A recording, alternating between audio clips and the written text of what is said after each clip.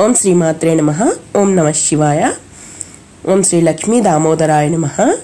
కార్తీక మహాపురాణంలో 7వ రోజు వశిష్ఠ మహర్షి జనక మహారాజుకి ఇలా చెప్తున్నాడు. ఓ రాజా, ఎంత చెప్పినా తరగని ఈ కార్తీక మహత్య పురాణంలో కార్తీక మాసంలో చేయవలసిన ధర్మాల గురించి చెబుతాను. ఏకాగ్రత చిత్తుడవై వినుము. తప్పనిసరిగా చేయవలసిన వానిని చేయకపోవడం వలన పాపాలను కలిగించేవి అయినా ఈ కార్తీక ధర్మాలన్నీ కూడా నా తండ్రి అయిన బ్రహ్మదేవుని ద్వారా నాకు బోధించబడ్డాయి. నీకిప్పుడు వాటిని వివరిస్తాను. జనక రాజేంద్ర, ఈ కార్తీక మాసంలో కన్యాదాన, ప్రాతస్నానాలు, యోగ్యుడైన బ్రాహ్మణ బాలకునకు ఉపనయనము చేయించడము, విద్యాదానము, వస్త్రదానము, అన్నదానములు ఇవి చాలా ప్రధానమైనవి. దానము చేత పేదవాడు, గుణము చేత యోగ్యుడైన బ్రాహ్మణ కుమారునికి కార్తీక మాసంలో ఒడుగు చేయించే దక్షిణను సమర్పించడం వలన పూర్వజన్మ పాపాలు కూడా తొలగిపోతాయి. ఆ విధంగా తమ ధనముతో ఉపనయనము చేయించబడిన వటువు చేసే గాయత్రి జపము వల్ల దాత యొక్క మహాపాతకాలు నశించిపోతాయి. 100 రావి చెట్లు నాటించిన, 100 తోటలు వేయించిన, 100 నూతులను దిగుడు బావులను నిర్మించిన, 10,000 చెరువులను త్రవ్వించినా వచ్చే పుణ్యం ఎంత అయితే ఉంటుందో అది పేద బ్రాహ్మణ బాలునికి ఉపనయనము చేయించడం వలన కలిగే పుణ్యంలో 16వ వంతుకు కూడా సమానము కాదు. ముఖ్యమైన విషయమును గుర్తుంచుకో. కార్తీకంలో ఉపనయన దానమును చేసి తదుపరి వచ్చే మాఘములో కానీ వైశాఖంలో కానీ ఉపనయనము చేయించాలి. సాధువులు, శ్రోత్రియులైన బ్రాహ్మణ బాలకులకు ఉపనయనం చేయించడం వలన అనంత పుణ్యం కలుగుతుందని ధర్మవేత్తలైన మునులందరూ కూడా చెప్పి ఉన్నారు. అటువంటి ఉపనయనానికి కార్తీక మాసంలో సంకల్పం చెప్పుకొని ఫలానా వారికి నేను నా ద్రవ్యముతో ఉపనయనము చేయిస్తాను అని వాగ్దానం చేయడం వలన కలిగే సత్ఫలితాలన్నీ చెప్పడానికి స్వర్గలోకవాసులకు కూడా సాధ్యం కాదని తెలుసుకో. జనక నరపాల, ఇతరులు సొమ్ముతో చేసే తీర్థయాత్రలు, దేవ బ్రాహ్మణ సమారాధనలు వీని వలన కలిగే పుణ్యం ఆ ధనదాతలకే చెందుతుందన్న విషయము జగద్విదితమే కదా. కార్తీకంలో తమ ధనముతో ఒక బ్రాహ్మణునకు ఉపనయనంతో పాటు వివాహమును కూడా చేయించడం వలన తత్పుణ్యము మరింతగా ఇనుమడిస్తుంది. కార్తీకంలో కన్యాదానం ఆచరించిన వాడు స్వయముగా వాడు తరించడమే గాక వాని పితృలందరికీ కూడా బ్రహ్మలోక ప్రాప్తిని కలిగించిన వాడవుతాడు. ఇందుకు నిదర్శనంగా ఒక ఇతిహాసము చెబుతాను విను. సువీరోపాఖ్యానము. ద్వాపర యుగంలో వంగదేశాన దుర్మార్గుడైన సువీరుడనే రాజు ఉండేవాడు. లేడి కన్నుల వంటి సోకన్నుల గల సుందరాంగి ఒకరై అతని భార్యగా ఉండేది. దైవ యోగము వలన సువీరుడు దాయాదులచే ఓడింపబడిన వాడై రాజభ్రష్టుడై అర్ధాంగి అయిన సుందరాంగితో సహా అడవులకు పారిపోయి కందమూలాదులతో కాలం గడుపుకోసాగాడు. ఇలా ఉండగా అతని భార్య గర్భవతి అయింది. రాజు నర్మదా తీరంలో పర్ణశాలను నిర్మించాడు. ఆ పర్ణశాలలోనే అతని రాణి ఒక చక్కటి కుమార్తెను ప్రసవించింది. సర్వసంపదలు శత్రువులు పాలైపోవడం, తాను అడవుల పాలవడం, కందమూలాలతో బ్రతుకున్న ఈ రోజుల్లో కడుపు పండి సంతానం కలగడం, పోషణకు చిల్లి గవ్వైనా లేని దరిద్రము వీటన్నింటినీ పదే పదే తలుచుకుంటూ తన పురాకృత కర్మలని నిందించుకుంటూ అతి కష్టం మీద ఆ ఆడకూతురును పెంచుకోసాగారు సువీర దంపతులు. కాలగమనంలో సువీరుని కూతురు చక్కగా ఎదిగినది. నిజరూప లావణ్య సౌందర్యాదులతో చూసేవారికి నేత్రానందకారిణిగా పరిణమించింది. 8 ఏళ్ల ప్రాయంలోనే ఎంతో మనోహరంగా ఉన్న ఆమెను చూసి మోహితుడైన ఒక మునికుమారుడు ఆ బాలికను తనకిచ్చి పెళ్లి చేయవలసిందిగా సువీరుడిని కోరాడు. అందుకు ఆ రాజు, ఋషిపుత్ర, ప్రస్తుతము నేను ఘోర దరిద్రముతో ఉన్నాను గనుక నేను కోరినంత ధనాన్ని నువ్వు కన్యాశుల్కముగా సమర్పించగలిగితే నీ కోరిక తీరుస్తాను అన్నాడు. ఆ పిల్ల మీద మక్కువ మానుకోలేని మునిబాలుడు, రాజా, నేను కేవలము మునికుమారుడనైన కారణంగా నీవు అడిగినంత ధనమును తక్షణమే ఇవ్వలేను. తపస్సు చేత తద్వారా ధనమును సంపాదించి తెచ్చి ఇస్తాను. అంతవరకు ఈ బాలికను నా నిమిత్తమై భద్రపరిచి ఉంచు అని చెప్పా. చెప్పాడు. అందుకు సువీరుడు అంగీకరించడంతో ఆ నర్మదా తీరంలోనే తపోనిష్ఠుడై తత్ఫలితంగా అనూహ్య ధనరాశిని సాధించి దానిని తెచ్చి సువీరునికిచ్చాడు. ఆ సొమ్మునకు సంతృప్తి చెందిన రాజు తమ ఇంటి ఆచారము ప్రకారము తన కూతుర్ని ఆ ముని యువకునికిచ్చి ఆ అరణ్యంలోనే కళ్యాణము జరిపించేశాడు. ఆ బాలిక భర్తతో కలిసి వెళ్ళిపోయినది. తత్కన్యా విక్రయ ద్రవ్యముతో రాజు తన భార్యతో సుఖముగా ఉండసాగాడు. తత్ఫలితంగా సువీరుని భార్య గర్భిణి అయి మళ్ళా ఒక ఆడపిల్లను కన్నది. అందుకు రాజు ఆనందించాడు.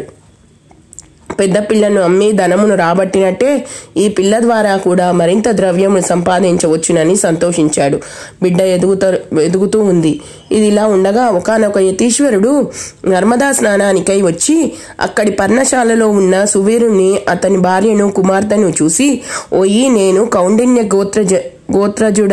గోత్రజుడనైన యతిని ఈ అరణ్య ప్రాంతంలో సంసారయుక్తముగా ఉన్నాను, నువ్వెవరివి అని అడిగాడు.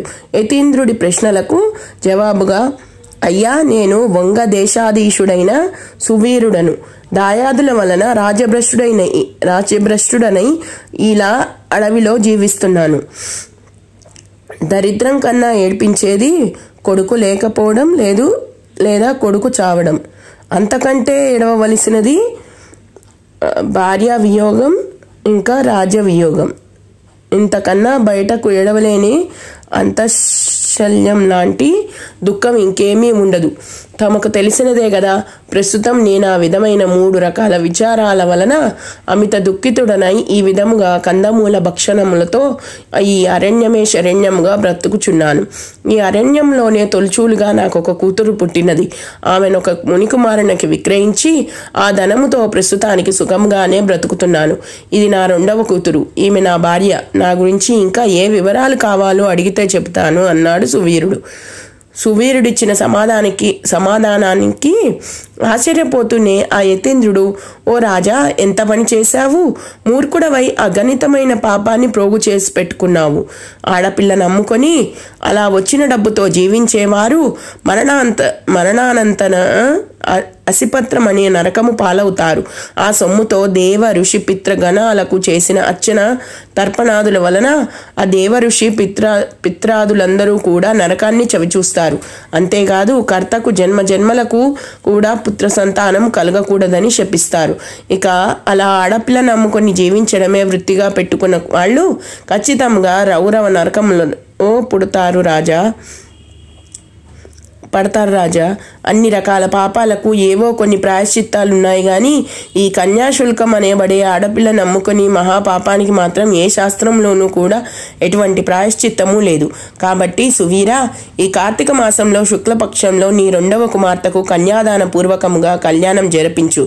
కార్తీక మాసంలో విద్యా తేజశీలయ్యి శీలయుక్తుడైన వరునికి కన్యాదానం చేసినవాడు గంగాది సమస్త తీర్థాలలోనూ స్నానదాన జపాదులు చేయడం వలన కలిగే పుణ్యాన్ని యథోక్త దక్షిణాయతముగా అశ్వమేధాది యాగములు చేసిన వాళ్ళు పొందే సత్ఫలతాన్ని పొందుతారు అని హితబోధ చేశాడు.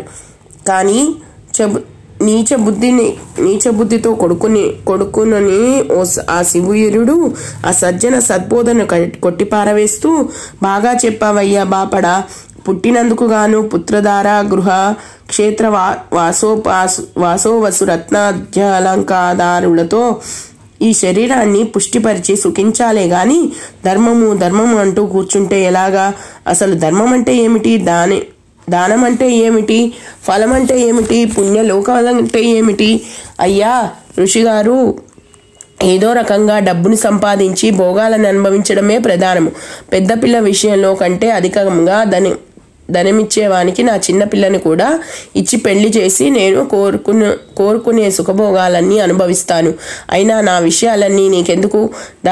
నీ దారిన నువ్వు వెళ్ళు అని కసిరి కొట్టాడు. అంతటితో ఆ తాపసి తన దారిన తాను వెళ్ళిపోయాడు.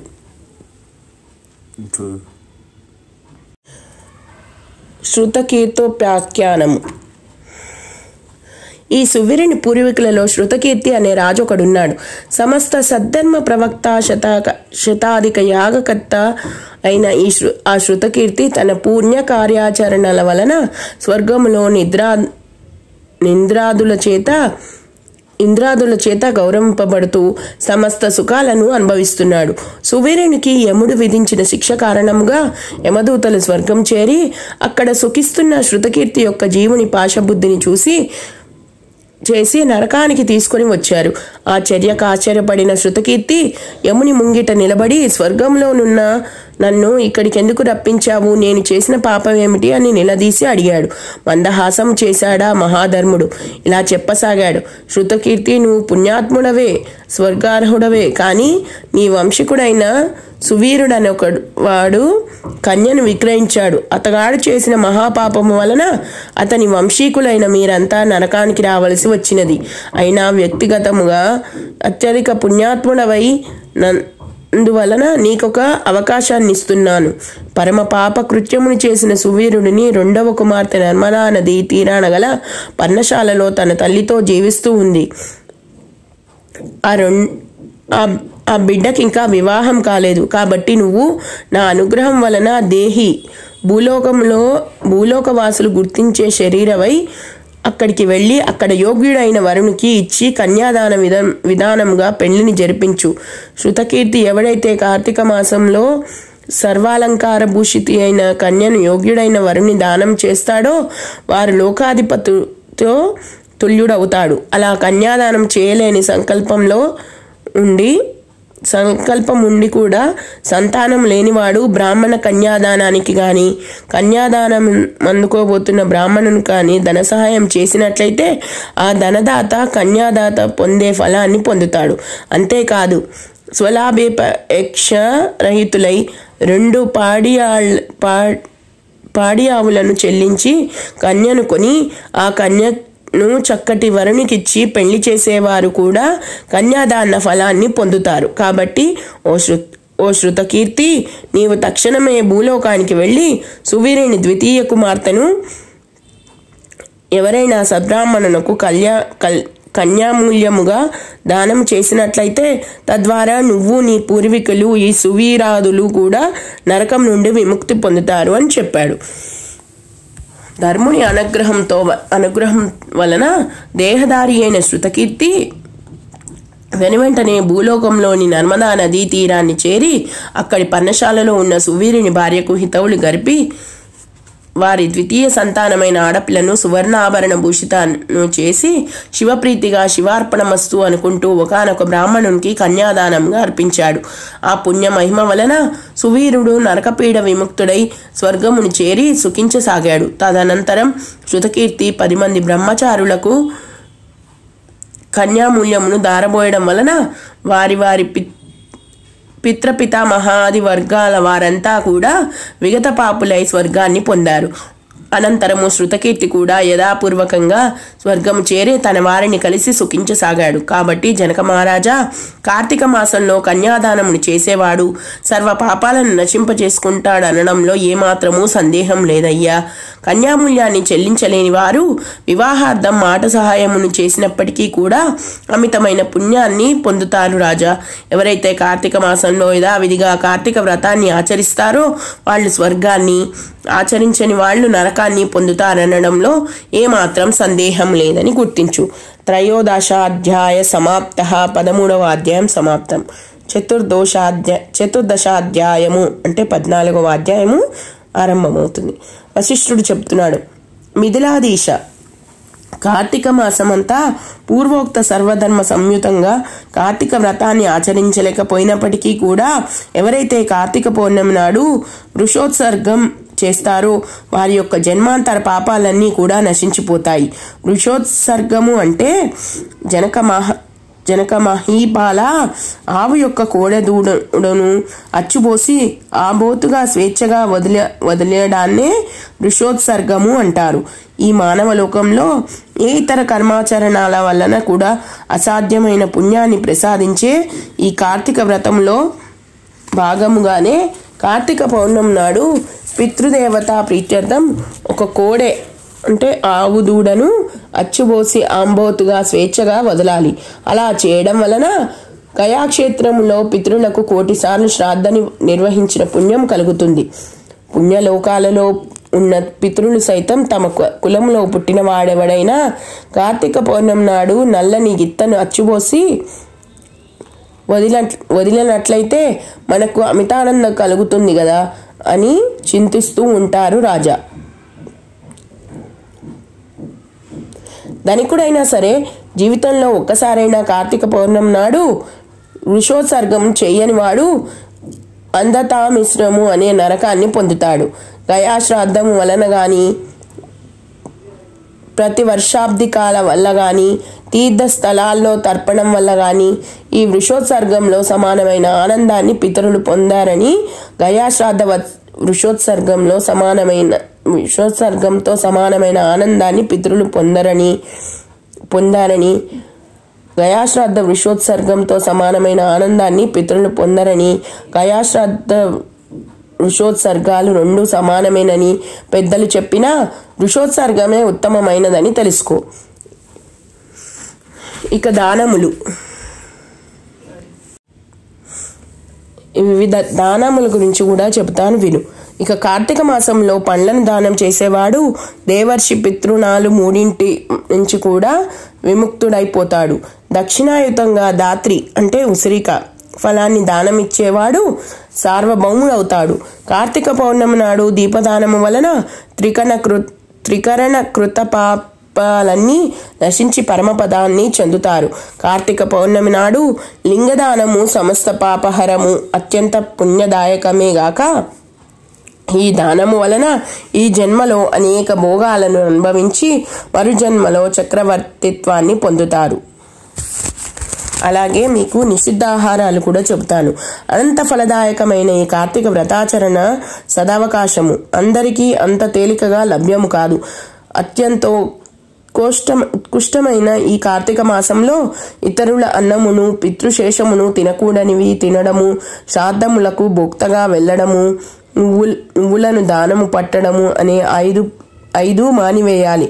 ఈ నెలలో సంఘ అన్నము, శూద్ర అన్నము, దేవార్చక అన్నము, అపరిశుద్ధ అన్నము, త్యక్తకర్ముని అన్నము, విధవా అన్నము అనేవి తినకూడదు.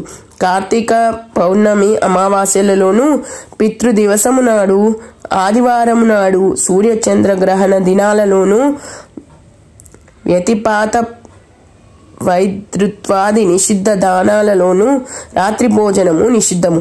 ఈ నెలలో వచ్చే ఏకాదశి నాడు రాత్రింబవళ్ళు 2 పూటలా కూడా భోజనం చేయకూడదు. ఇటువంటి రోజులలో ఛాయానక్తము అనగా తమ నీడ శరీరపు కొలతకు 2 పడినప్పుడు భుజించుట ఉత్తమమని మహర్షులు చెప్పారు. పరమ పవిత్రమైన ఈ కార్తీకంలో నిషిద్ధ దినాలతో భుజించేవారు పాపాలు అగణితముగా పెరిగిపోతాయి. అందువలన కార్తీకంలో తైలాభ్యంగనము, పగటి నిద్ర, కంచుపాత్రలో భోజనము, పరాన్న భోజనము, గృహ స్నానము, నిషిద్ధ దానాలలో రాత్రి భోజనము, వేదశాస్త్ర నింద అనే ఈ 7 జరపకూడదు. సమర్థులై ఉండి కూడా కార్తీకంలో నదీ స్నానం చేయకుండా ఇంటి దగ్గరనే వేడి నీటి స్నానం చేసినట్లయితే అది కళ్ళుతో చేసిన స్నానానికి సమానమవుతుందని బ్రహ్మశాసనం. సూర్యుడు తులలో ఉండగా నదీ స్నానమే అత్యంత ప్రధానము. చెరువులు నదులు లేనప్పుడు మాత్రము చెరువులో గాని, కాలువలో గాని, నూతి వద్ద గాని, గంగా, గోదావరి ఆది మహానదులలో స్మరించుకుంటూ స్నానం చేయవచ్చును. ఎక్కడ చేసినా ప్రాతకాలంలోనే స్నానం చేయాలి. అలా చేయని వాళ్ళు నరకాన్ని పొంది అనంతరం చండాల జన్మలెత్తుతారు.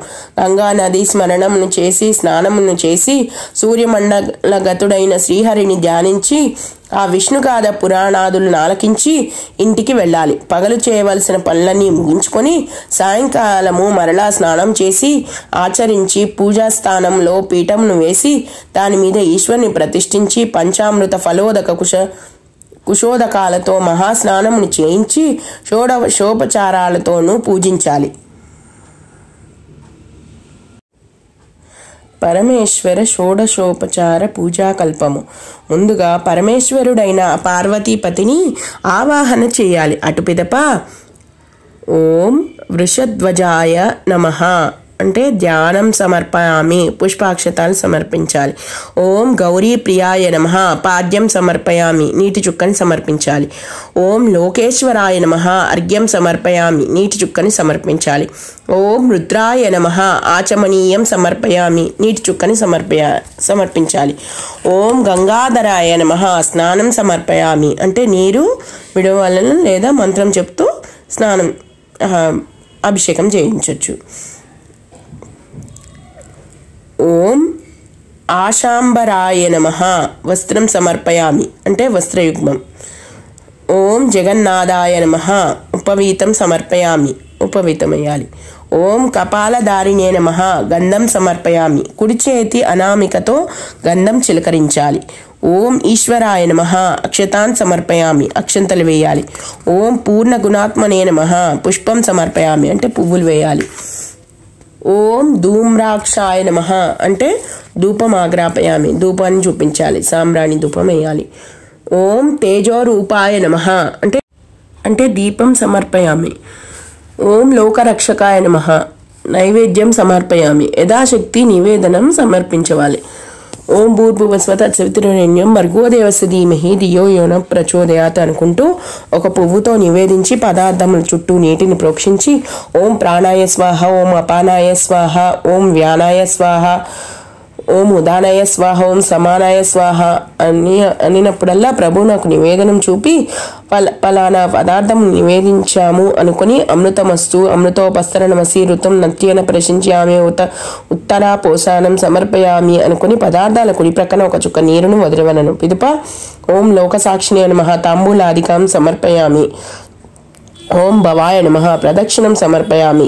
ఓం కపాలినే నమః, నమస్కారం సమర్పయామి. జనక మహారాజా సాష్టాంగం నమస్కారం చేయాలి.